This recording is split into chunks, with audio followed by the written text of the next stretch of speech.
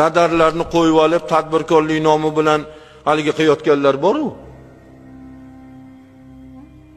1 soat ichida 1 million qanchalik jarimadan 10 tami 15 tasini tushirganda, qarang bitta odam. 1 soat ichida. Bu kuni bilan o'tirsa qancha odamni ko'rni quritadi. Kim rahmat etyapti bularga? Kim minnatdor bo'lyapti shulardan?